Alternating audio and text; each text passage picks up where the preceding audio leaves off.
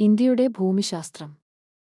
ഭൂപ്രകൃതി സവിശേഷതകളുടെ അടിസ്ഥാനത്തിൽ ഇന്ത്യയെ 5 പ്രധാന മേഖലകളായി തിരിക്കുന്നു.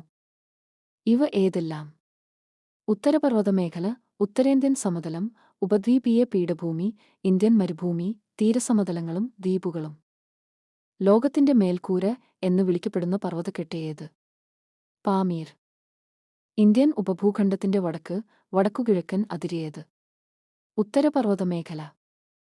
പാമീർ പർവ്വതക്കെട്ടിൽ നിന്ന് ഉദ്ഭവിച്ച് കിഴക്ക് പൂർവാചൽ വരെ വ്യാപിക്കുന്ന നിരവധി പർവ്വതനിരകൾ ചേരുന്നതെന്ത്? ഉത്തരപർവ്വതമേഖല. ഭൂവൽക്കത്തിലെ ശിലാപാളികൾ സമ്മർദ്ദബലത്താൽ മടങ്ങി രൂപപ്പെടുന്ന പർവ്വതങ്ങളേവ? മടക്കുപർവ്വതങ്ങൾ. വലനം എന്ന പ്രക്രിയയിലൂടെ രൂപമെടുക്കുന്ന പർവ്വതങ്ങളേവ? മടക്കുപർവ്വതങ്ങൾ. മടക്കുപർവ്വതങ്ങൾക്ക് ഉദാഹരണങ്ങളായ ലോകത്തിലെ പ്രധാന പർവ്വതനിരകളേവ? ഹിമാലയം, ആൽപ്സ്. പടിഞ്ഞാർ സിന്ധു നദി മുതൽ കിഴക്ക് ബ്രഹ്മപുത്ര നദി വരെ ഏതാണ്ട് എത്ര കിലോമീറ്റർ വ്യാപിച്ചു കിടക്കുന്നതാണ് ഉത്തരപർവ്വതമേഖല? 2400 കിലോമീറ്റർ. ഉത്തരപർവ്വതമേഖലയുടെ ശരാശരി വീതി എത്ര? 150 മുതൽ 400 കിലോമീറ്റർ വരെ. ഉത്തരപർവ്വതമേഖലയുടെ പ്രധാന സവിശേഷതകളേവ? താരതമ്യേന പ്രായം കുറഞ്ഞതും ഉയരമേറിയതും. ഭൂപ്രകൃതി സവിശേഷതകളുടെ അടിസ്ഥാനത്തിൽ ഉത്തരപർവ്വതമേഖലയെ 3 തരം തിരിക്കുന്നതെങ്ങനെ? ട്രാൻസ് ഹിമാലയം, ഹിമാലയം, കിഴക്കൻ കുന്നുകൾ. ഉത്തരപർവ്വതമേഖലയുടെ ഏറ്റവും വടക്കുള്ള ഭാഗമേത്? ട്രാൻസ് ഹിമാലയം. ടിബറ്റൻ ഹിമാലയം എന്നും അറിയപ്പെടുന്നതേ? ട്രാൻസ് ഹിമാലയം. ഹിമാലയ പർവ്വതത്തെ പാമീർ പർവ്വതക്കെട്ടുമായി ബന്ധിപ്പിക്കുന്ന ട്രാൻസ് ഹിമാലയൻ നിരയേത്? കാറക്കോറം. ശരാശരി 3000 മീറ്റർ ഉയരമുള്ള ട്രാൻസ് ഹിമാലയത്തിന്റെ നീളമെത്ര? 965 കിലോമീറ്റർ. ട്രാൻസ് ഹിമാലയത്തിലെ പ്രധാന പർവ്വതനിരകൾ ഏതെല്ലാം? കാറക്കോറം, ലഡാക്ക് നിരകൾ, സസ്കർ നിരകൾ. ഹിന്ദുക്കുഷ്, സുലൈമാൻ, ടിയാൻഷാൻ, കുൻലുൻ, കാറക്കോറം എന്നീ പർവ്വതനിരകൾ എവിടെ നിന്നാണ് വിഭിന്ന ദിശകളിലേക്ക് തിരിയുന്നത്? പാമീർ പർവ്വതക്കെട്ട്. ടിബറ്റിലെ കൈലാസ പർവ്വതനിരകൾ ഏത് പർവ്വതനിരയുടെ തുടർച്ചയാണ്? കാറക്കോറം നിരയുടെ. ട്രാൻസ് ഹിമാലയത്തിന് തെക്കുഭാഗത്തായി സ്ഥിതി ചെയ്യുന്ന 3 സമാന്തര പർവ്വതനിരകൾ ചേരുന്നതേത്? ഹിമാലയം. ഹിമാലയത്തിലെ 3 സമാന്തര പർവ്വതനിരകൾ ഏതെല്ലാം? ഹിമാദ്രി, ഹിമാചൽ, സിവാലിക്.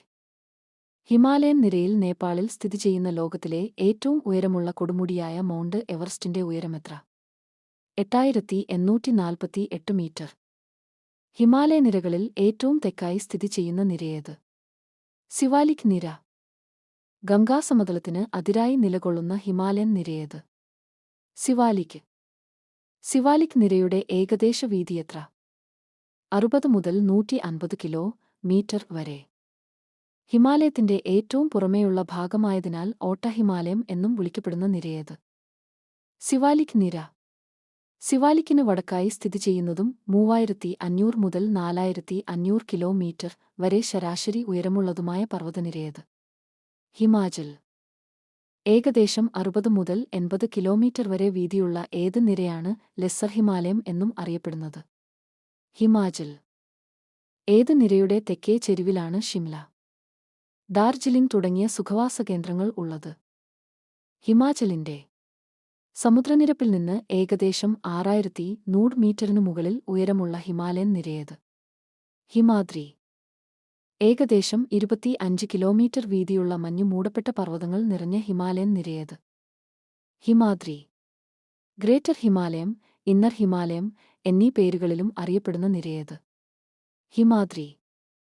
ഹിമാലയത്തിന്റെ നട്ടെല്ല് എന്ന് വിശേഷിപ്പിക്കപ്പെടുന്ന നിരയേത്? ഹിമാദ്രി. ലോകത്തിലെ ഉയരമേറിയ മിക്ക കൊടുമുടികളും കാണപ്പെടുന്ന ഹിമാലയൻ നിരയേത്? ഹിമാദ്രി. ഹിമാലയത്തിലെ സമാന്തരങ്ങളായ 3 നിരകളിൽ ഏറ്റവും ഉയരം കൂടിയതേത്? ഹിമാദ്രി. ഗംഗ, യമുന നദികളുടെ ഉദ്ഭവസ്ഥാനങ്ങൾ ഹിമാലയത്തിലെ ഏത് നിരയാണ്? ഹിമാദ്രി. 8000 മീറ്ററിനു മുകളിൽ ഉയരമുള്ള കൊടുമുടികൾ കാണപ്പെടുന്ന ഹിമാലയൻ നിരയേത്? ഹിമാദ്രി. ഏകദേശം 150 ദശലക്ഷം വർഷങ്ങൾക്കു മുൻപ് ഇപ്പോഴത്തെ ഹിമാലയ പർവ്വതത്തിന്റെ സ്ഥാനത്തുണ്ടായിരുന്ന സമുദ്രമേത്? തേതിസ് സമുദ്രം.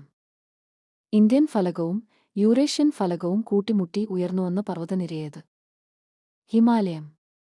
സിന്ധു, കാളി എന്നീ നദികൾക്കിടയിലായി സ്ഥിതി ചെയ്യുന്ന ഹിമാലയൻ മേഖല ഏത്?